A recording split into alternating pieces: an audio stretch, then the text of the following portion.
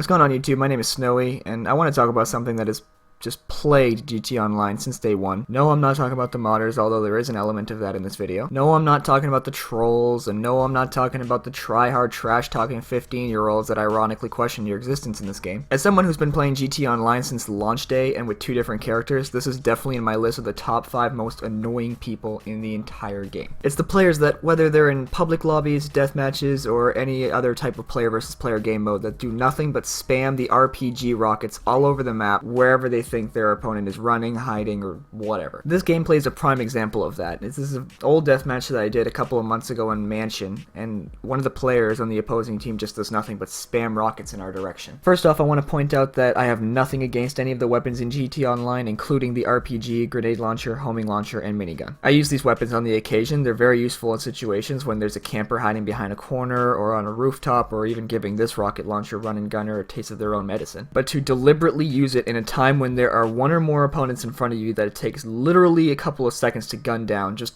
why? I don't get it. What message are you trying to send? Oh, look at my RPG, I can blow your ass out of the sky with it. Okay, cool, but it doesn't change the fact that you have 30-something other weapons in your weapon wheel, and the fact that at least 18 of them would have been more practical in that situation. Now, trust me, I'm not one of those stereotypical people that message him after the game and is like, yo, challenge me to a 1v1 run and gun to rifles only, bitch. Yeah, I don't do that. But whatever the case is, I try to look at both sides of the debate in the sense that I like to know what the heck I'm talking about. But for this, I just can't. The only logical explanation for RPG running and gunning that I could possibly come up with is that whoever does it is just an arrogant tryhard that either A, can't use any other gun so he just spams RPG rockets to keep a good KD, or B, straight up showing off that you have such a weapon. So anyone with half a brain can look at your rank and see that, is it over 100? Then they'll probably have an RPG in their arsenal. In other words, showing off shows nothing. I'm not gonna lie to you, I do care about my KD. I try my best to keep it respectable, but okay, let me put it this way. Let's say you're the best player on your favorite sports team. You're likely putting up better than average numbers compared to the rest of your teammates or even the league itself. So you have one bad game that lowers your averages at that time, or in this case, you play one deathmatch or spend some time in a lobby that'll lower your KD by 100th or 2. But what you fail to realize is that you have the ability to get right back up on that horse next game and put in an A+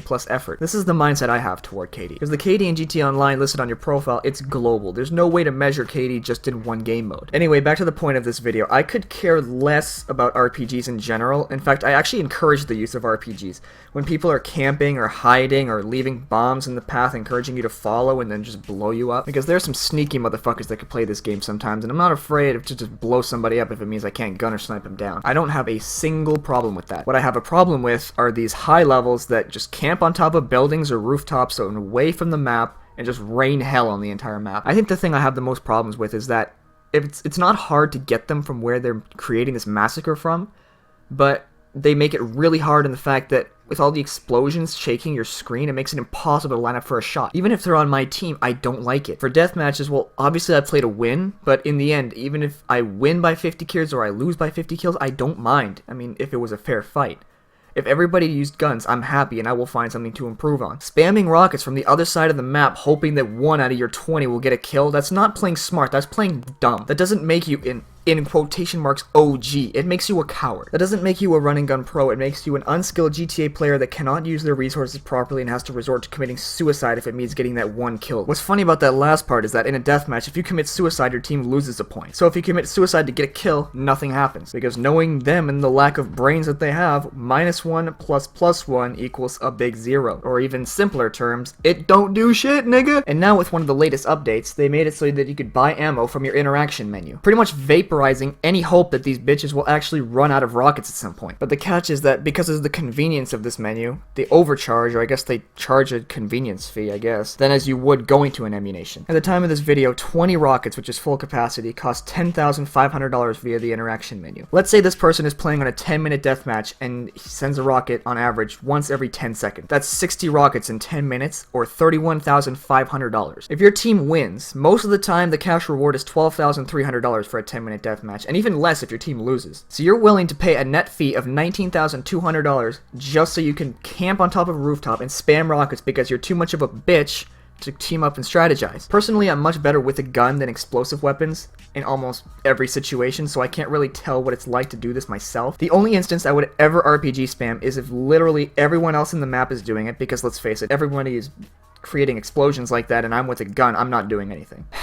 I wish for future updates there was a way to just have the option to disable heavy weapons as a whole, like every weapon in the heavy weapon slot. It makes it more fair for lower levels that don't have any access to any of these guns, as well as make the majority happy. I was once in a public lobby and there was a user, no joke, named XX Hold My RPG XX, and he did exactly what you thought he did. Brought out a gun and was a man.